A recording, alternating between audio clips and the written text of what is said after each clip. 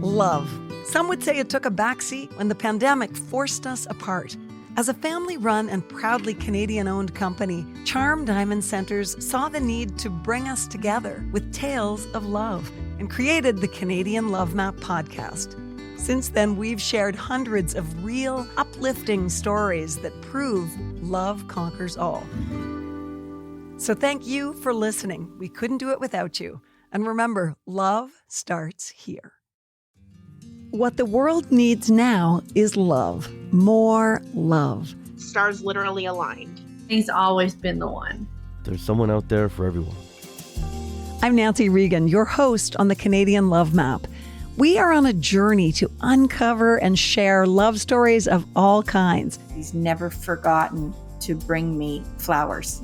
We're hoping we're going to give a little good news to this world. Even in these dark times, the life continues to go on. It's all about compassion, devotion, adventure, and of course, love. Everybody needs somebody. Everybody needs love. This is the Canadian Love Map. Well, love is the most important thing. To see so many people see what I see in Kat is amazing. That's exactly what I wanted, for people to see how genuine, how smart, how kind, how adventurous this amazing woman is.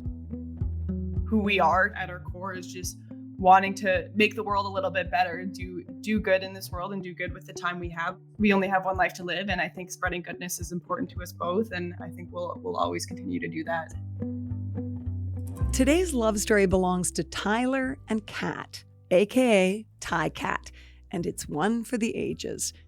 Chances are you may already know their story. They are the inspirational young couple from Alberta who overcame so much to then take on and win the Amazing Race Canada.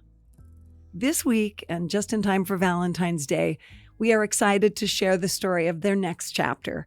After the trials that made them closer than ever and that nationally broadcast moment of triumph, the amazing story of their engagement. This is the Canadian Love Map.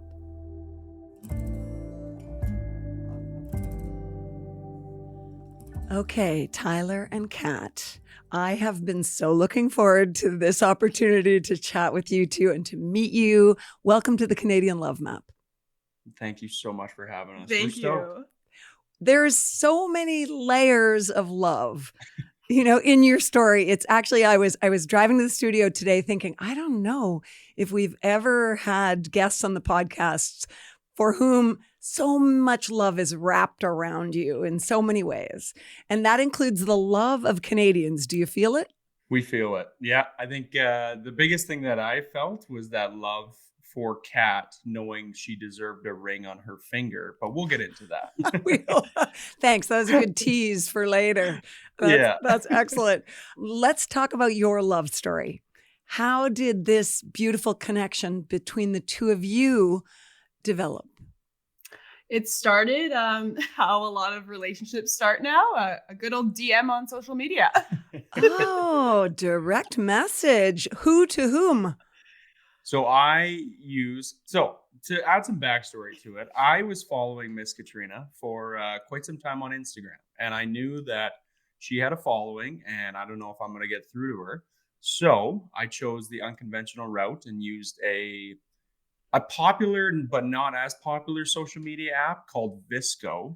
Lo and behold, she didn't know that you could actually direct message on Visco. So I shot my shot, as the kids say nowadays, and I was hoping that I'd get something back. I saw a photo that I liked, and I think I said, "Excuse my language," and then I said, "You are effing beautiful." I figured that was the way to go about the first impression, was, use a curse word in there to really get that attention and really, and then for authenticity. Exactly. Yeah. So he took you by surprise on Visco. Yeah, and I remember being like more intrigued by the fact that you could use a message function on this app than like kind of the actual message itself. I remember I had a roommate at the time and I made her message me. I was like, can you see if I've read this? Like, how does this work? And then I replied just being like, I didn't know you could message on this app, but like, hi, rest is history, I think. Yeah. You kind of had to give him full stars for even knowing that and introducing you to the new method of communication. I get it. And, yeah, exactly. And I get to ask all the personal questions. Where did the relationship go from there? How did you first meet? So I was in Leduc at the time with my family, and I kind of knew that Kat was from Calgary, but I had maybe a hope that she was in Edmonton or something. But we figured out that we were across Highway 2, and we messaged back for a couple days here and there. And then she was the one actually that was essentially like, okay, are we doing this or are we not? So let's meet in Red Deer. And for, the Alberta folk that know, Red Deer is like the middle between Edmonton and Calgary. And so we decided to meet in Red Deer. And the only place that we really knew that we would both know was the rink. So we ended up meeting in the parking lot of the Red Deer Arena. And we ended up going to a movie during the day. We went to the SPCA, very cliche. And then we went for brunch. She ordered eggs Benedict with no eggs. And then I was like, that's a major red flag. I should have ran then. And offside. Then we left it off. Yeah, a little offside. Yeah. And then we left it off. One of my best friends has a big family Christmas party every year. Like, all the friends and family come. There's a ton of people. And I kind of was like, do you want to come? And this is after just meeting for one time. And I think we were only talking for probably like 12 days. She drove the 2 hours and came to my big family and friends Christmas party. And I'm a bubbly people person, especially when I'm around my people. And I knew she was the one, I guess, when I could I was still worried about her, obviously, but I didn't really have to worry about her. Like, she was, you just left me in the dust. Yeah, that's it. Yeah. So what was it in your early relationship that really cemented things for you, attracted you to each other? What were the traits? I think it was just, we both kind of had this unique perspective on things in our life. And for Ty, it was shortly after the accident. And I had kind of gone through my own mental health journey and was kind of on the peak of recovering. And we had just connected in a way that I don't think I've really ever connected with anyone before. We just had so much fun together too. And to have such like a deep emotional connection, but also be able to just be light and have fun. I think I had just never had that before with someone who I had met. And I felt it right away. After our first date in Red Deer, actually, I remember driving back and I called my mom and I was like, Mom, I think I found the one. And it's just like crazy. I remember just thinking like, I think he's the one. And I had called my mom on my way home. I like remember it so clearly driving on the highway. And then, yeah, I guess I did that day. That's amazing. Oh my gosh. At what point did you decide that it was a good idea to apply for the Amazing Race? Yeah. I mean, when we had first met within, I think like a month of knowing each other, we booked a trip to Europe, and neither of us had ever left North America before. And we booked a backpacking trip and we're like, let's. At this time, I also thought that I was just going to go because I had one of my really good friends in Vienna, Austria, and he was doing an exchange program over there with his partner.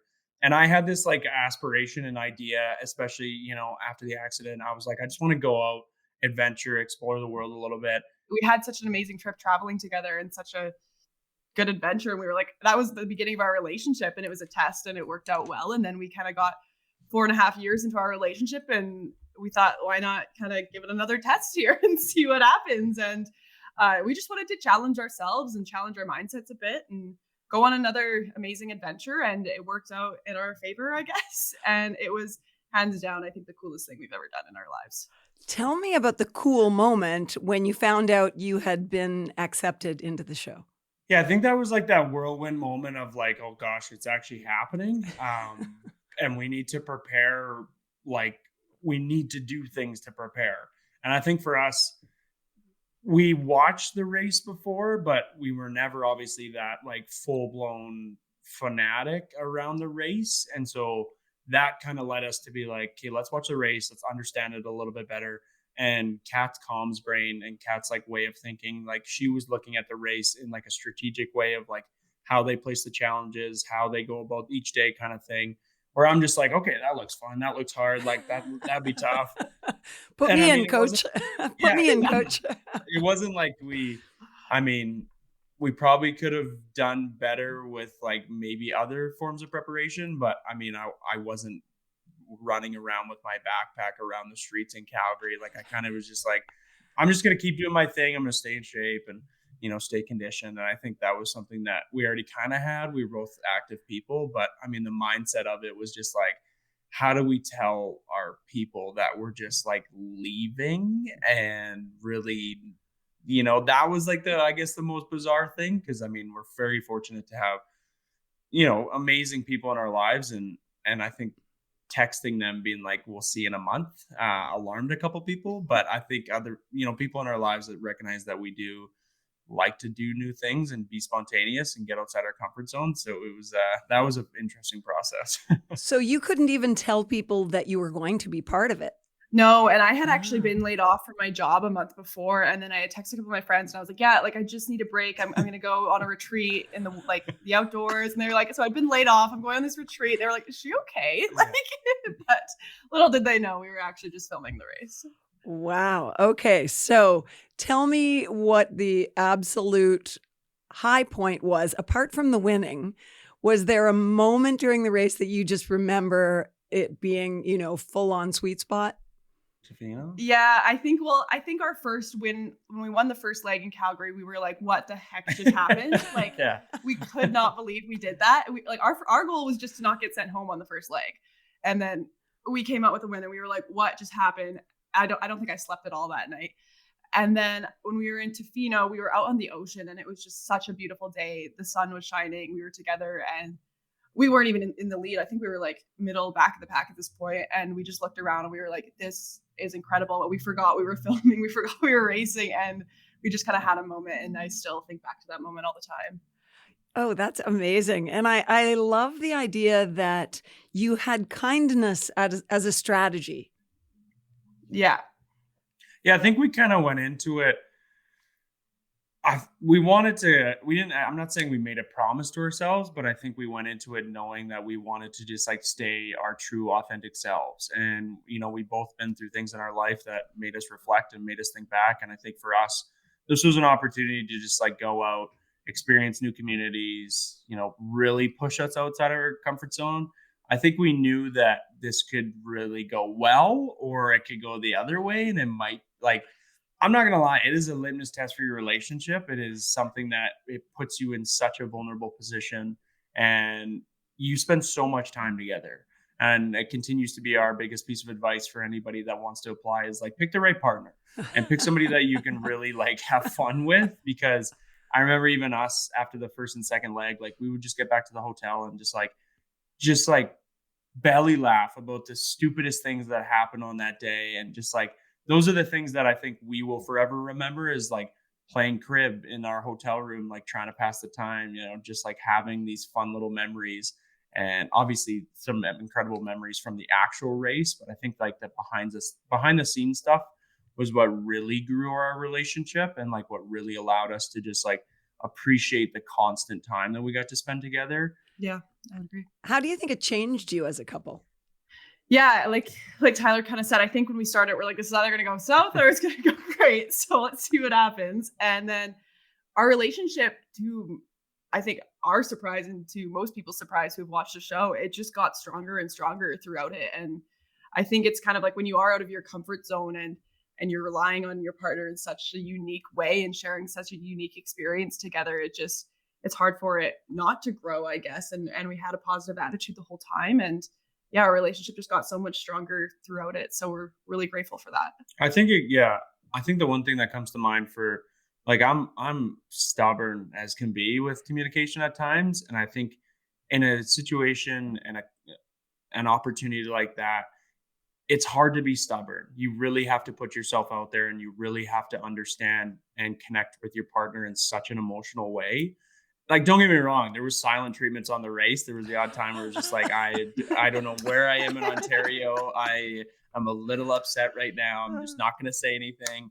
But at other times, even the pole climb in Toronto, I think the communication that we shared was just like knowing when to say something, knowing when not to say something, knowing when to uplift, knowing when to motivate, knowing when to, hold extra compassion, like those little moments in time where you just recognize what exactly your partner needs, I think is what really allowed us to kind of take those next steps and always not look for the light at the end of the tunnel, but just remember that we're still in this and we still have an opportunity to, make up ground and still have an opportunity to, you just never know, especially in the race. I think that was the other thing we learned, is that you just truly never know what's next. Right. Yeah. The element of surprise. I think a lot of people, like me, for instance, I often go for the underdog, but you guys were the opposite of the underdog because you won 5 legs. Is that right? Were you kind of were you kind of the target of a lot of the other teams? We came in a little hot, I think, at the start. Not that wasn't planned. Again, we had no idea how we were going to perform in this race, and with those first 2, we won the first 2 legs back to back, which definitely put a target on our back. But again, we were kind of just like, let's kill them with kindness. Like, the target's here now. We can't really go back and change our strategies, so just keep on pushing, I guess, and it worked out for us. I think we've had a lot of conversations. Kat's a big intuition person, and she her intuition's incredible, and she really trusts her intuition. And I think there's those moments in the race where even the Smithers car dealership one where I had to become a car dealer or a car salesman. I'm not saying Kat wouldn't have been amazing at that, but I think that was just one that would have been so good for me. And even the first leg in Calgary where she, rappelled down that wall. It's interesting looking back and realizing that things could have went such a different way if we just if we didn't trust our intuition and trust the process. And it was just that instant, even the Whistler bungee jump, obviously Kat would have been amazing again and would have done such a great job. But at that moment in time, it was just not even a question, especially after that bus ride we had in the morning. Kat was like, you're doing it, done. It was we're not having this conversation, you're doing it. And I think there's so many moments where it's what would have happened if I would have done that, or if she would have done that, or if we would have went about that in a different way. And I think that's one thing that I'm super grateful for, is the stars aligned a good amount of the time and allowed us to really embrace our strengths and embrace our abilities. It felt like you had the wind under your wings a lot of the time. And Tyler, I know you have a beautiful tattoo. Of course, Ty was a member of the Humboldt Broncos team that had the tragic crash. I asked this because you talked about it at the time. How did you feel you were being supported by people, not only in Canada, but people who had already left the planet? There is so many ebbs and flows to the race, and there's so much.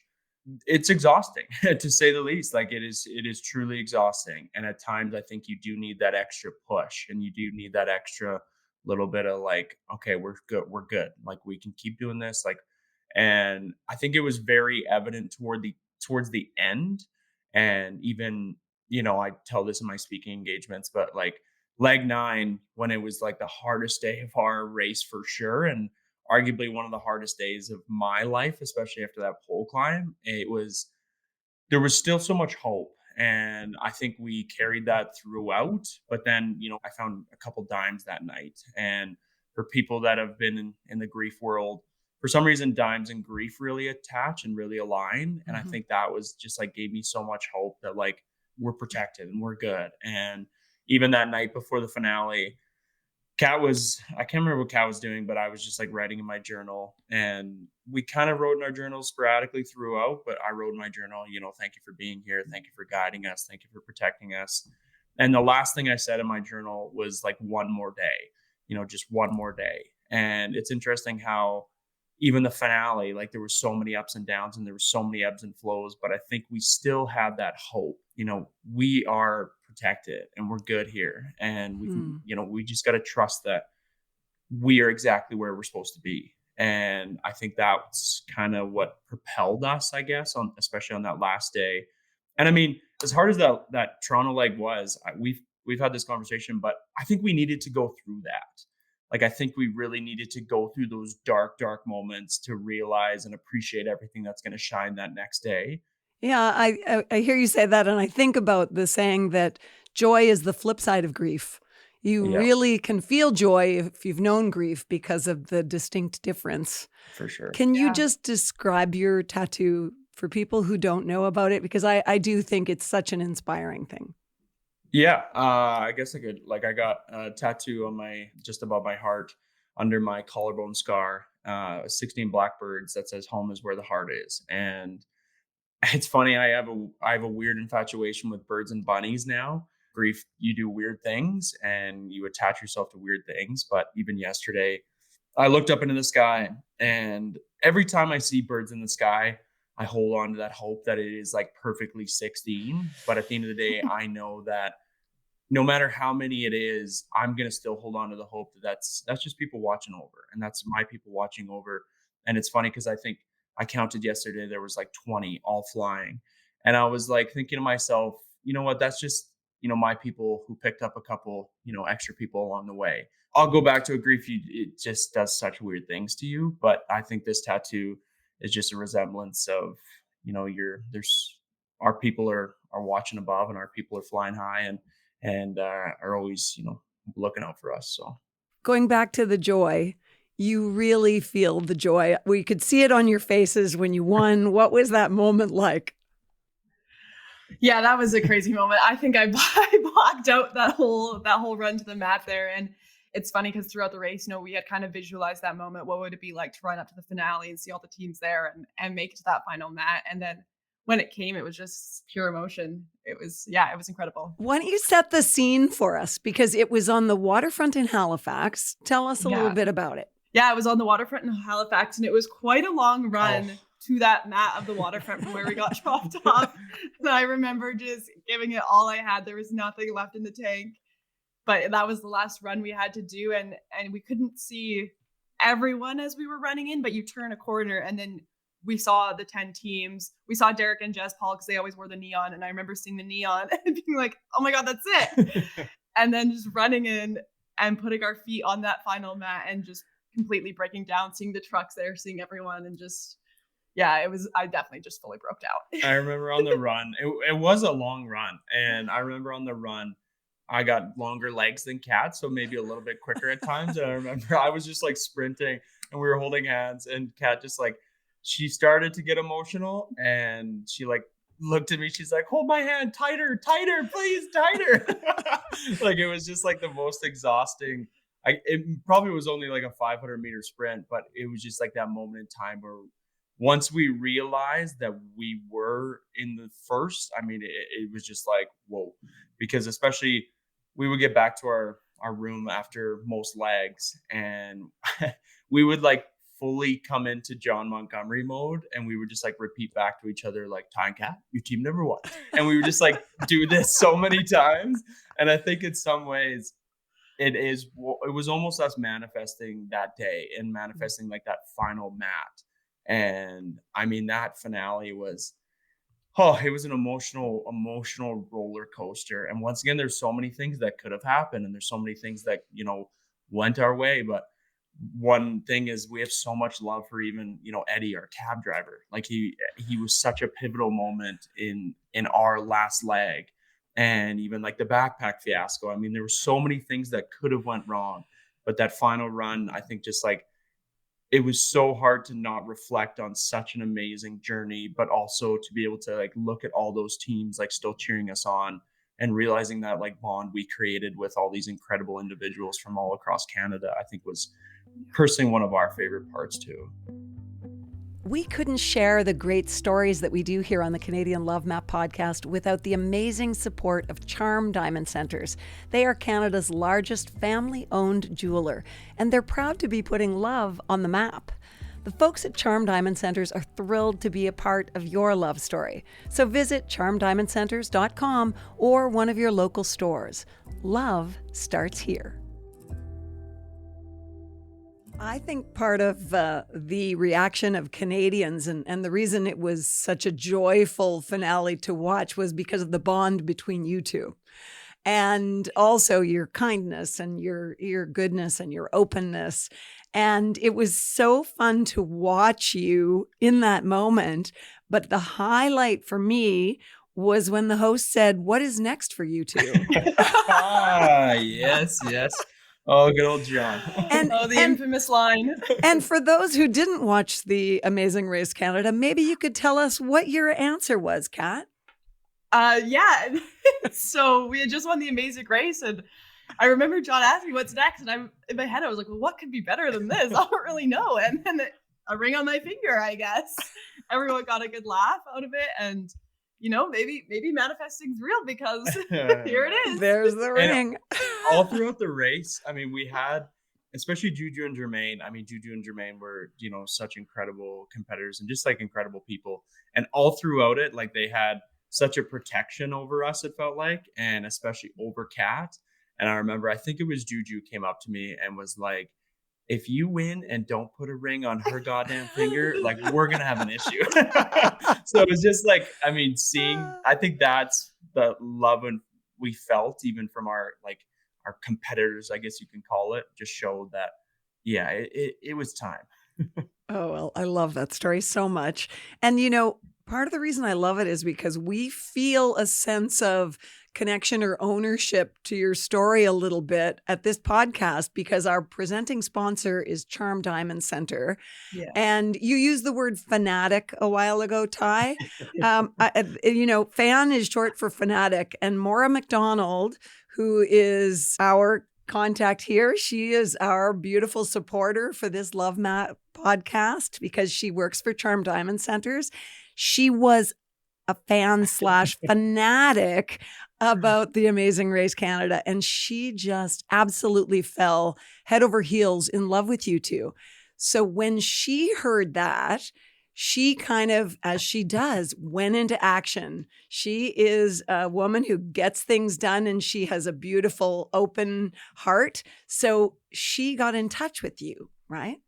Yeah. So she sent me an email, I mean, pretty quick. It might have been that same day or like that next day after the finale aired. She instantly got in touch with me, and then I was like, oh, wow, this is happening. Like, I do need to, I was thinking about it. Don't get me wrong. I mean, I was constantly like, okay, like there's nobody else I'd obviously rather spend the rest of my life with than all those things we're thinking. But it was just like, we just won the race. So I'm kind of solely thinking about the race and what a journey.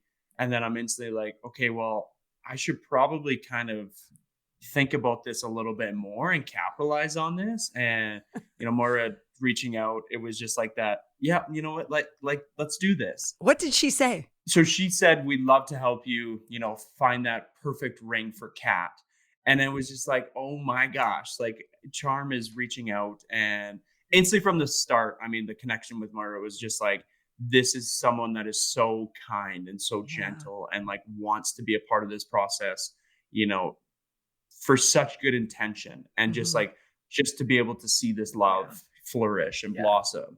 And my brother just went through the process of finding a ring for his partner, and they're getting married this summer. So there's so much love surrounded by us. And I think that just like spearheaded I need to find that perfect ring. What was the process like coming up with the perfect ring? I mean, we've talked about it. And I think from the, as the preliminary talks happened between us, Kat always expressed that she wanted to be a part of the process. And I was like, completely fair. I was like, I'm not wearing the ring. Like, I'm happy for you to be a part of the process. I knew a little bit about what she liked. But for me, it was just like, when do I do this? Because in my head, I'm thinking, okay, well, I want to make this beautiful. I want to make this proper. I want to make this memorable. And there was a couple ideas that came to mind, but I knew that we were going to Mexico with my brother and his fiance.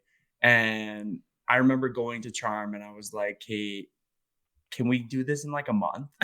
Oh my gosh. I was like, can we? And it was funny because it was October 27th. I remember it was Kat's birthday. And I was like, hey, I just need to go to the mall. And of course it's her birthday. And she's like, hey, well, I want to come. Like, and I was like, okay, yeah.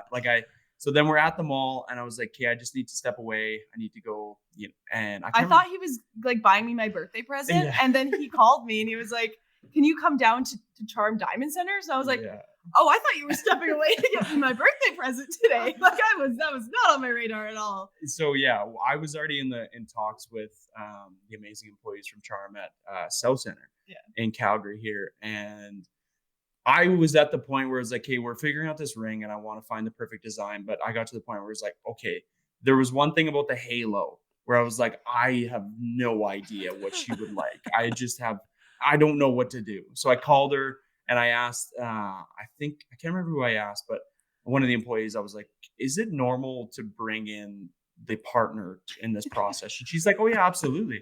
So I called her and then Kat came down and then we found the perfect ring.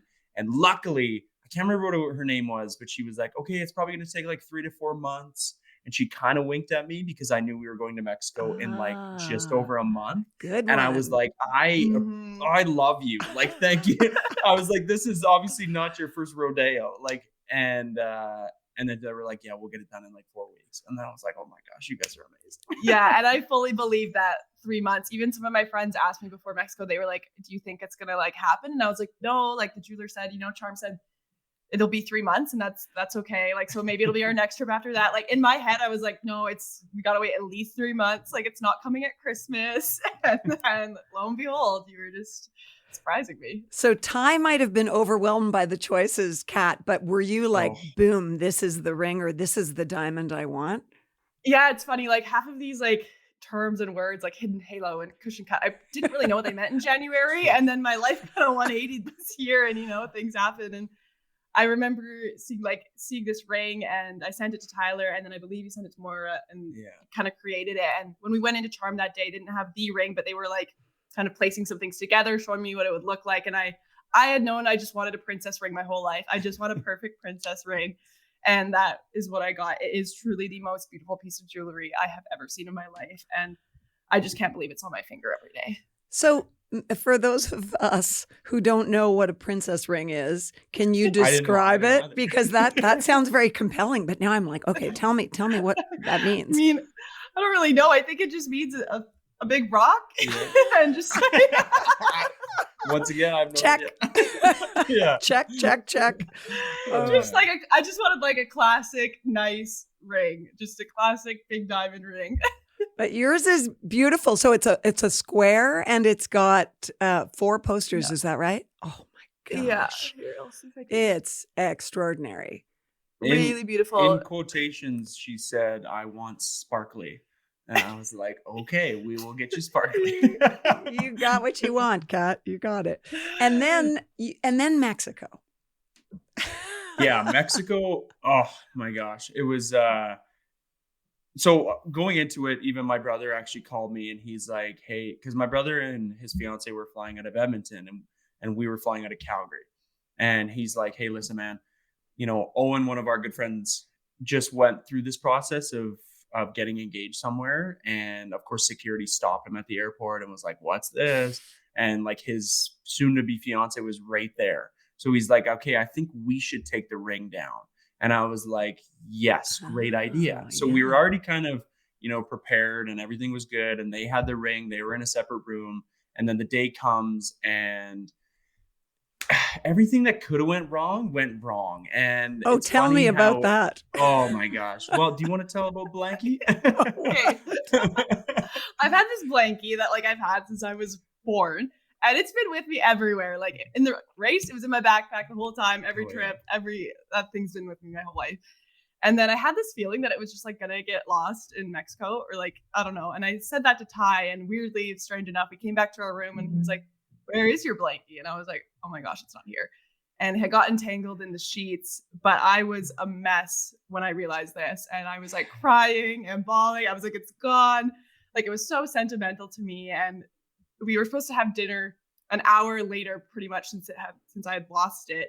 And you had this big elaborate plan, but losing Blanky really just threw a wrench in it. And I was so emotional. And then luckily they ended up finding it after about an hour. But for that hour there, you were trying to propose and I was in the fetal position on the floor crying. And I'd like to preface with this Blanky, she calls it, literally looks like a sheet. It is like a rag. It is, it is, I get it's so sentimental, but it's you would never really think it's a blankie. And I remember going to the concierge and I was at such a heightened state of I am about to propose in an hour and this blankie is gone. And I remember looking at the poor man and I was like, listen, everything's ruined. I was like, I was going to propose tonight and like, you need to cancel everything. And it's funny because I had this private sunset beach dinner set up, and, you know, we had a videographer there too, because I wanted to capture the moment. And what do you know? Monsoon, like just like 90-kilometer winds, like pouring rain. So I was going to do dinner and then propose. And then I had to switch to and then do proposal and then dinner. And then we had to do an inside dinner. And I mean, I was running around that hotel like with like my head cut off, like I was ripping apart maid carts, looking through pillows, looking through towels, looking through everything. And all of a sudden this amazing woman has the blankie like folded like an hour after we're on this search warrant. And it was just like, and I remember because I went over to Kat's parents' place and obviously wanted to ask her dad Frank for permission, and her mom was there as well, so they both knew that it was going to happen that day, Sunday to December 10th, like it was going to happen. And she FaceTimed Dar, her mom, in full tears. Luckily Dar didn't answer the call being like, congratulations. Like luckily she kind of like let it happen, and then she realized, oh no, Blankie's gone. And it was funny because her dad texted me while I'm in this heightened state and was like, oh, I heard about Blankie. And it was just like it felt like it was, what are we doing? What is happening right now? So now at least we are prepared for anything to happen at the wedding. Okay, that is absolutely hilarious. Like foiled by a blanket. Your whole plan. Yeah. But it also seems like maybe your 16 angels were messing with you, Ty. I wouldn't doubt it, is the funny part. Is like, I really truly wouldn't doubt that they were like, we're gonna add a little ripple, a little wrinkle into this proposal plan. That's beautiful. But there was a moment finally when you got to the beach, and you just have to describe how the whole thing went down, because it was perfect. Yeah, so she knew about dinner, obviously, and I was like, okay, let's just go down to the beach, let's take a couple of selfies, let's just decompress, let's enjoy it before the storm comes, because the storm was literally like 30 minutes away. And I remember talking to our videographer, Kevin, about where to do it now. And he's like, okay, well, on the other side of the beach, down towards the other resort, it's very quiet and it's beautiful white sand. And I was like, perfect, done. So I told him like 5 o'clock, I think it was. And we went down there like 4:40. And I'm thinking to myself, okay, it's going to be hard to kill this much time. Like, I know we can always laugh and talk, but like, she's going to get suspicious. And I remember like looking at Kevin, I saw him in the bushes, and I like give him this like thumbs up. And all of a sudden I was like, okay, let's take one more selfie. And she was like halfway through this selfie, and then I'm behind her and I get on one knee, and then she's still taking the selfie, and then she turns around and realizes, and trust me, I had this like whole elaborate like plan of what to say, how to say it, do this, do that. And I think I said like 5 of the most cliche lines you could ever say, but it was just like instantly so much joy. And I mean, it was, truly just such a special moment. Well, you may say they were cliches, but I thought what you said was absolutely beautiful. And then I thought what Kat said was absolutely hilarious because it was barely intelligible. Squeaking. No, it was actually, I listened to it again this morning, and it was, of course, hilarious. That is sounds about right. That is my best imitation of it. No offense, Kat, but none taken at all. What was your reaction? Yeah, I was just so surprised, I guess. Yeah, I turned around and just saw it, and I remember seeing the ring, and in my head I was just like, perfect, that's a perfect ring. I'm a princess. And then I remember saying yes, and we forgot to do the whole ring part where you put the ring on. We just said yes and hug, and then we were like, oh, we missed a step here. But I was just so thrilled, so excited, and it was such a special moment for us. And then the selfies happened. Yeah, and then lots of photos.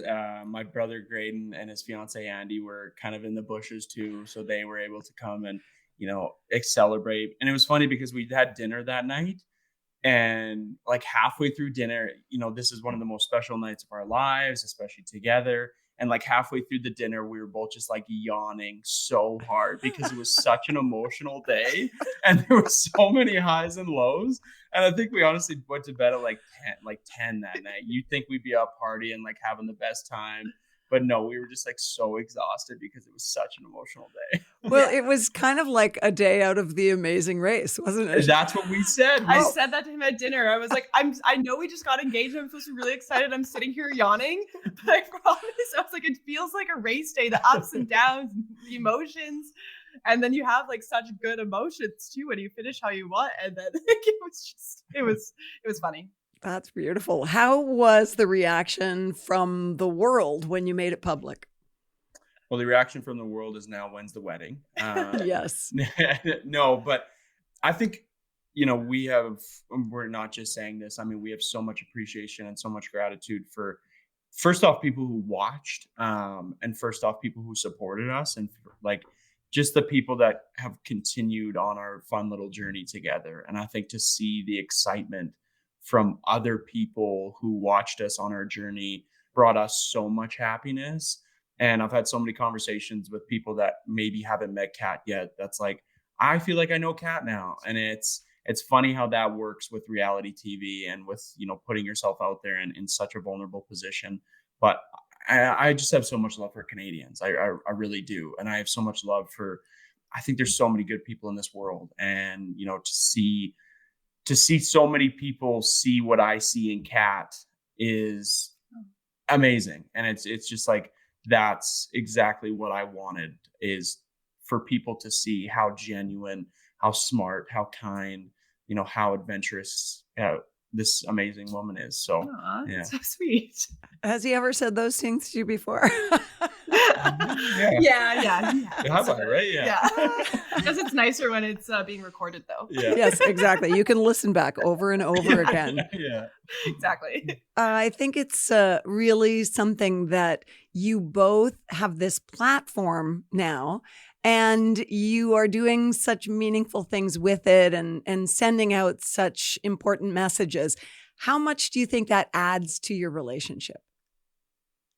Yeah, I think it's truly just a part of who we are too. At our core is just wanting to make the world a little bit better, do good in this world, and do good with the time we have in this world. And I think that's something we have both shared since we met each other, was just wanting to do good and be kind, be loving, be courteous, and be caring. Like, it's just, we only have one life to live, and I think spreading goodness is important to us both. And I think we'll always continue to do that. It's just kind of at the forefront of how we operate, I guess. Reach.